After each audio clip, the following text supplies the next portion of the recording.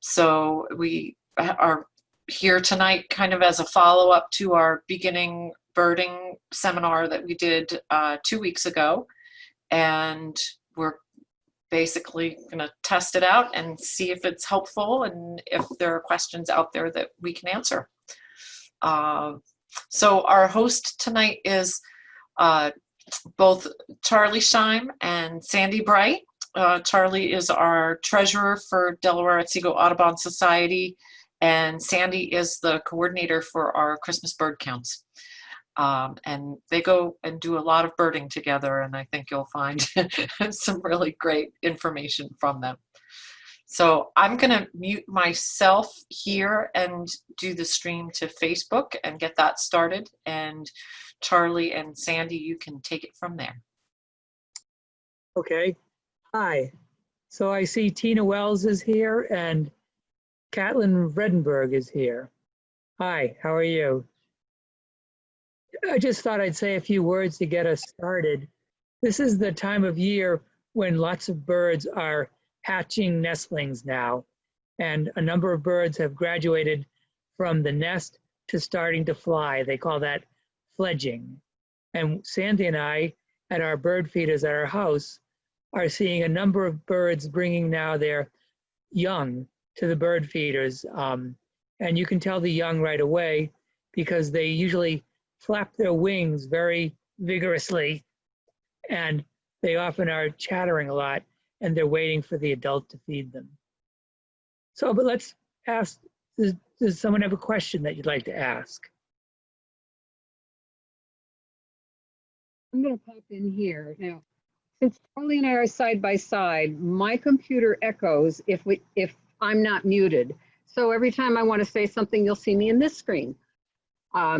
Another thing I want to mention about fledglings is that you will hear them. If you hear a bird that is just sounding really insistent, some of the birds actually sound like they're saying, feed me, feed me.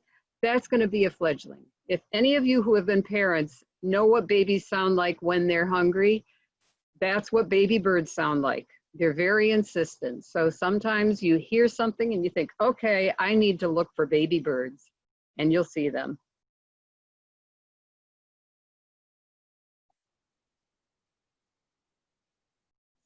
Another thing that could be mentioned about baby birds is that in most species, the baby birds, by the time they leave the nest, are as large as the adults, sometimes even larger. So you think you're going to see baby birds, and they're going to be really cute little things, but they're going to look a lot like the adults, but just very, a lot of them look like dull versions of females or dull versions of the whole bird.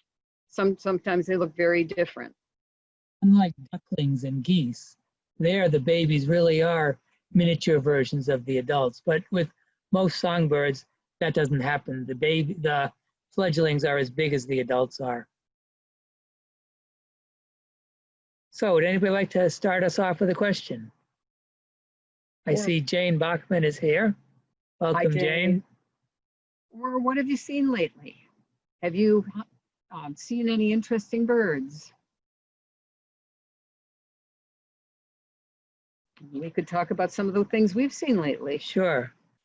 Two of the neatest things we saw were up at Strawberry Fields at Hartwick College. We saw cuckoos up there. Now, a cuckoo doesn't sound like a cuckoo in a cuckoo clock like you would normally hear. Those are actually European cuckoos. But the American cuckoos, there's two of them. There's a black-billed cuckoo and a yellow-billed cuckoo.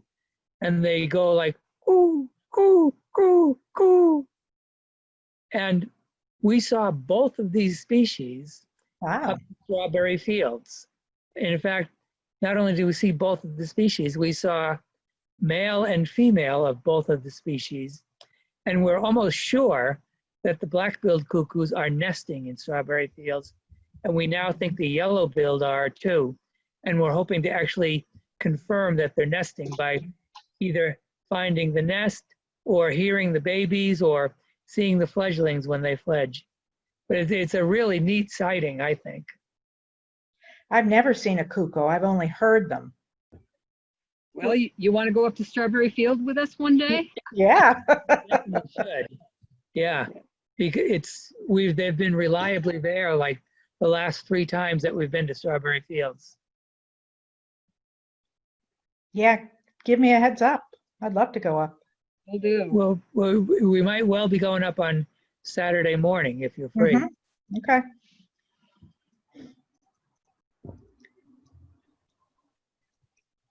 So another thing about birding is bird behavior. Sometimes you see bird behavior that you don't even have to know what it is to know that it's really cool. We were in West Oneonta a few days ago and we heard some strange sounds and turned out to be an eagle, a juvenile eagle. And there were 2 kingbirds, which are a type of flycatcher. They were harassing the eagle. At one point, one of the kingbirds kind of disappeared above the eagle and stayed out of sight longer than we thought he should have. And the eagle started squawking. And I was wondering if there was actually physical contact going on. Well, it happened again. But this time the eagle banked and we could clearly see the kingbird clinging to the back of the My eagle God. and looking at the eagle's back. Wow, that's amazing. Wow. Exciting. I wish we had that on a video. It was so neat. Yeah. But you never have your camera ready when you need it. I was at Greenway yesterday and I almost stepped on a little tiny fledgling. I think it was a song sparrow, you know, just very tiny, on the path in front of me. It's like, oh my God. And it just kind of squawked at me and went into the grasses. Yeah. Maybe it left its nest a little too early. Yeah, because I think I could hear the song sparrows kind of chipping around me. So I figured that's what it was. Probably so.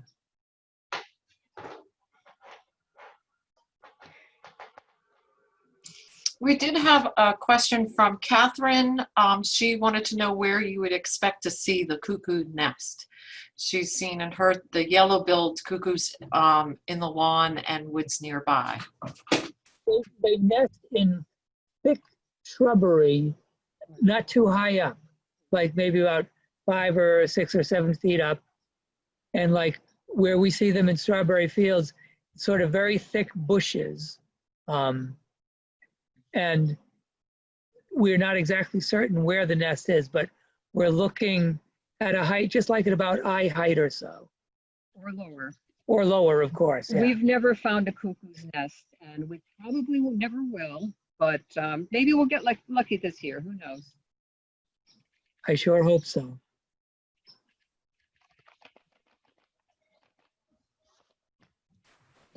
Well, I have a question. A couple weeks ago at my hummingbird feeder, I saw a bird that I think maybe was a Baltimore Oriole, but it was feeding at the hummingbird feeder.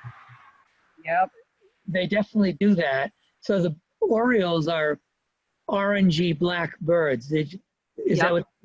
And Yes. they're much bigger than a hummingbird, Yep. like the size of a robin, let's say. Yeah. So yes, they do come to hummingbird feeders. And there's actually some sort of funny videos on YouTube of Baltimore Orioles trying to land on tiny little hummingbird feeders, trying to get the hummingbird nectar. But a decent sized hummingbird feeder can take an Oriole and the Orioles will definitely come to them. Okay. What they call Oriole feeders for nectar. And it's the same as a hummingbird feeder, it's just bigger. And we have one. And I put it out every year for the and Orioles never go to it. Sometimes the hummingbirds do. This year I put it out. Again, the Orioles didn't go to it. I took it down, put out the hummingbird feeder. Sure enough, an Oriole goes right to it and it has to contort itself to get to it. But that one worked. Who knows? It likes the red, I guess. Okay. Interesting. Thank you. And if you like to try to get Orioles to come to your yard, they also like to eat oranges. Like if you say, cut an orange in half and stick it on some sort of a spike so that the inside part is sticking out, Orioles will come and peck at that inside. And they also like to eat grapes. Oh, Uh, okay. Sandy cuts grapes in half and just puts them in a little Pyrex dish.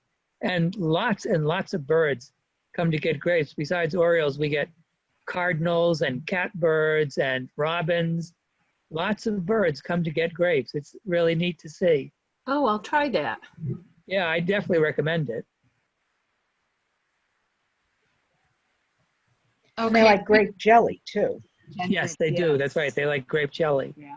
Oh, okay. You Good. could just put that in a little dish and they'll come and get that too.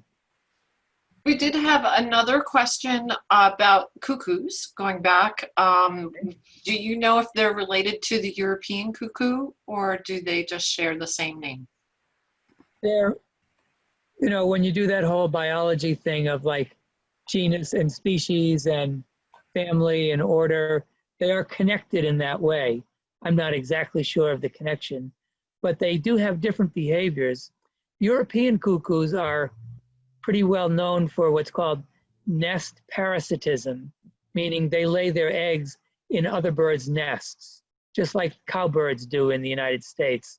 Those birds, they lay their eggs in other birds' nests and rely on the other bird to raise their young, and they don't do anything for their young after laying the eggs.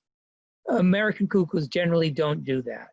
They have their own nests with their own eggs and they raise their own young.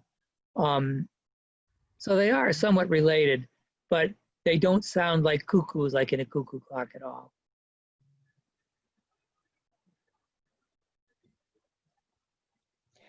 Now at the Greenway the other day, there were red-tailed hawks flying, and I assumed it was a fledgling because it was incessantly, whining kind of.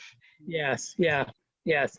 That's most likely true. When you hear hawks constantly screeching like "Krr, krr, krr, krr," that's usually a juvenile hawk that's still begging its parents for Right, food. right. And fledglings in general fly right behind the adults. They chase the adults because they want the adult to feed them. Yeah, So they are likely what you have. relentless. They just never quit. And you should definitely code that, Jane, in the atlas as Oh, I didn't think of that. Oh yeah, fledgling red tails for sure. But how would that be coded then? FL for fledgling. But how, I understood that unless fledglings were very young, you didn't code them as fledglings because you didn't know if they were, what area they were from. No, I think that's true. You do have to be more careful with raptors because they tend to travel more. It's it's a tough call. I'm not sure. I'm not really sure about that. Today we saw a barred owl that we knew was a young owl, and I was iffy about whether to record it as a fledgling until I saw the adult fly in, Mm-hmm. and that cinched it for us. But Right. it's a tough call. It's unclear how long you can get away with calling them fledglings. What I would do is I would call it a fledgling and then in the comments, write a description of what was going on. Oh, And this way the reviewer can either okay, accept it or not. okay. So Catherine Davino has an interesting question in regards to nest parasitism. How do cowbirds and European cuckoos know who they are if they're raised by a foster parent? That's So fascinating. it is a really good question. I'm interested to see how you answer that. I don't have a lot of information, but there's a lot of instinct that goes on. For example, the song. Most birds learn their song from their parents, and cowbirds just know it instinctively. They have their own special song for breeding, and they never hear it from a parent, but they know what to do when they get to be that age. So the instinct is amazing. But many of them do have to go to the school guidance counselor for extra sessions. Yes. They're very confused. That's right. That whole learning the song thing is fascinating too. Um, Birds learn from their parents, and usually it's the adult male that sings. And if the adult male, something happens to the adult male and he's not around to sing, birds can actually learn the wrong song. One day, years ago, Charlie and I were out bird watching, and we heard a chestnut-sided warbler singing and singing. And there was one bush in the middle of this field, and it was in that bush somewhere. We went around and around that bush, and all we could find was a yellow warbler. Finally, the yellow warbler opened its beak and sang a perfect chestnut-sided warbler song. Mhm. So it's fascinating. And then in the fall, sometimes you'll hear a song that you know is a certain type of bird song, but it sounds really weak and funny. And that's probably a young male learning the song, practicing, because birds have to learn how to speak or sing the same way humans do. And when a baby starts to talk, they've got to do a lot of practicing. So how do a lot of birds continue singing through the fall? A lot of males? Eventually, I think they stop. But right now, they're definitely singing away. Lots and lots of species, the males are just singing. I assume that for most of those species, breeding has already happened, even though some species do have a second or even a third batch of young, but still, lots of them still sing. But I think once you hit the fall, that mostly stops. And a lot of times what you hear then are the young birds practicing. Some birds, like Charlie and I were just talking about how we have not heard yellow warblers singing much at all lately. Right. And we found a few, but we just happened to find them in bushes foraging, but they were not making a sound. Right. So some birds continue singing more, and it's partly to keep in touch with their mate, partly to tell other birds, hey, this is my territory, stay away. But, you know, it's species are different. Some continue singing longer than others.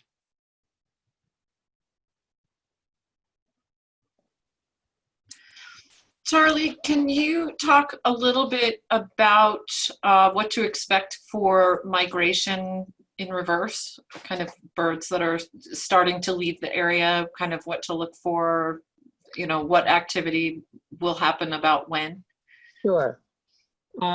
Migration happens at different times for different species. For example, bobolinks, which are a field bird, they will start to migrate pretty much now.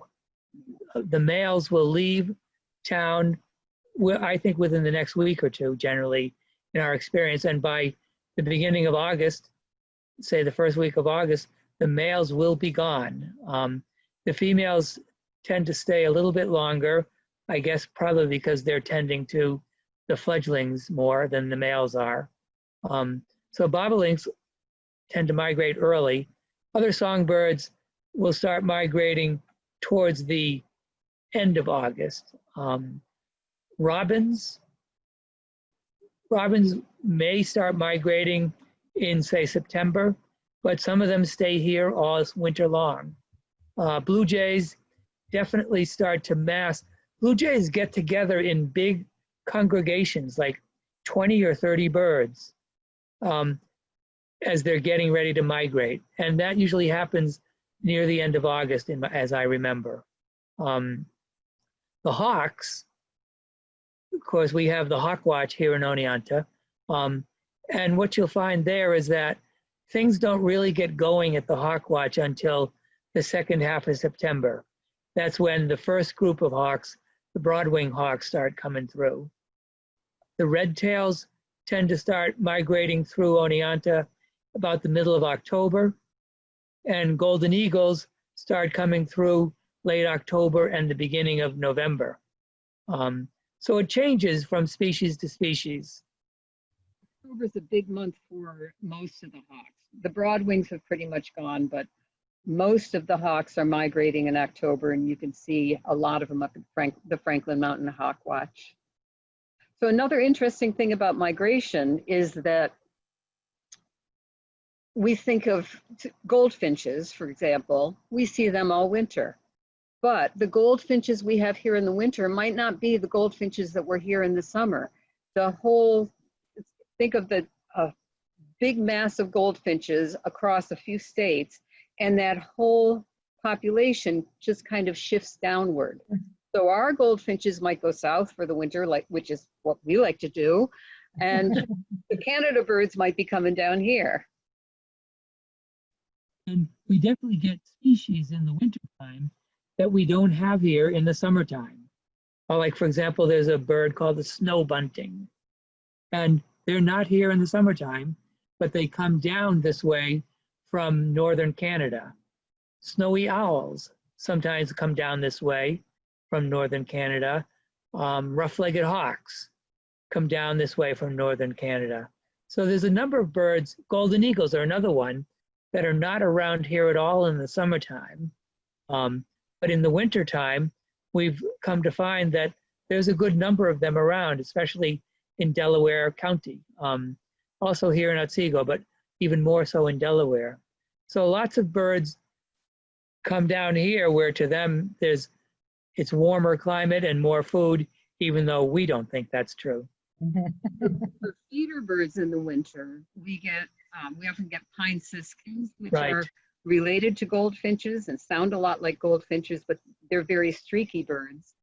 There's also red-breasted nuthatches, which we do have here in the summer, but we get a few more in the winter. And purple finches, I'm sure there's more that I'm missing. But Red poles is another one that comes down. yeah. They're not here in the summertime, but they come down from the north. Charlie, we have another question from Catherine Davino. She says, I've noticed that rose-breasted grosbeaks and orioles were coming to my feeders all day, every day, and a few weeks ago they disappeared. Do you think they've started migrating yet? She does not see or hear them in her area anymore. I don't think they've started migrating yet, no.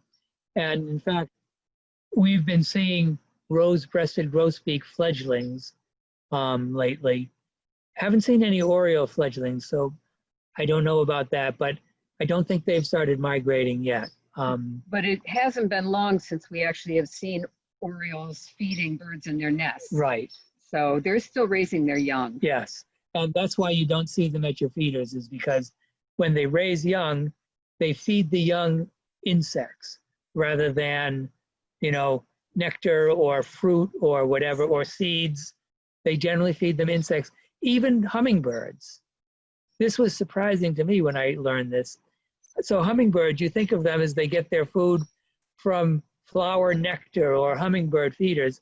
Well, in fact, they eat a lot of insects too, and they feed their young exclusively insects. And people liken their having the nectar is the gas that they need to get them to where they need to go to find the insects.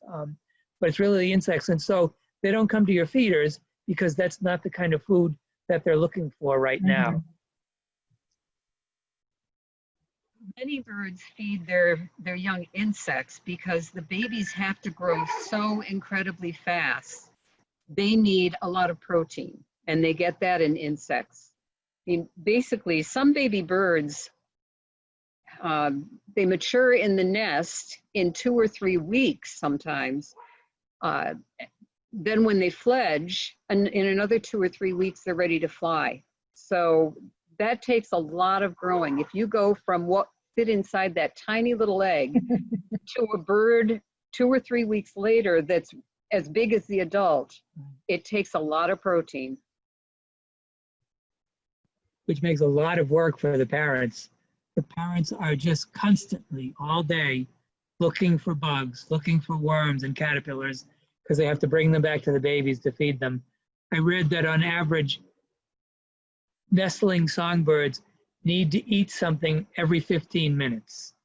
So, if you think about that, so 15 minutes from pretty much sunrise to sunset. So that's what, so let's just say generously 6 in the morning to 7 at night. So that's 13 hours, 4 times an hour, that's 52 bugs or worms times say 4 or 5 nestlings, you're getting up to easily 200 bugs and worms that parents have to come up with in the course of a day, every day, day after day for weeks. It's a lot of work, which is why if you're looking for breeding behaviors, this time of year, and actually probably even a little bit earlier than this, is a good time to notice birds that are carrying food. Just for example, if you look outside, robins, so we all are familiar with robins grabbing a worm and yanking it out of the ground and eating it. But you'll also notice robins grabbing a worm, pulling it out of the ground and not eating it. And instead, they might hop along and find another worm and a caterpillar, and the robin might have a beak full of bugs and worms. When that happens, you know the robin is collecting the food to go feed it to its babies. So if a bird doesn't eat the food right away, you know it's getting food for the babies. And this, especially late June, beginning July, was really the time to see that happening. But just today, we saw several different robins when we were out birding. We saw several different robins with food in their beaks flying off to nests, and song sparrows too. Catherine also commented that she had already had fledglings of both rose-breasted grosbeaks and Baltimore Orioles among adults before they disappeared. I did a quick look through my handy-dandy Birders Handbook, and rose-breasted grosbeaks are known for doing 2 broods potentially in a summer, so it could be that those birds have gone for a second brood. It's a great resource if it's, if you're looking for more detail on birds. It's basically a book called the Birders Handbook, Field Guide to Natural History of North American Birds, the essential companion to your identification guide. And it will give you by species. I don't know if you can see this or not. We can't see you now either. You can't see anything because of the screen thing. But what I'll do is I'll post a picture of the cover of this on our Facebook page. And when we post the video, I'll post a link to this as a resource, because it will tell you like what types of habitat a bird nests in. It will give you what shape nest they typically build, how many eggs they typically lay per brood, if they're altricial or precocial, what they eat, how they're here. And then there's also some conservation notes and some natural history information on, different topics throughout the book. So I'll post that link. It's a really handy resource to have for any birder or anyone who's just interested in learning. So another resource like that on the web is the Cornell Lab of Ornithology website, all about birds. For any species, you can get an entire life history of that species, what they look like, how they develop, how they nest, what kind of nest they make, how many eggs they lay, what the eggs look like. It's very, very complete. So I would definitely recommend checking out the Cornell website, all about birds.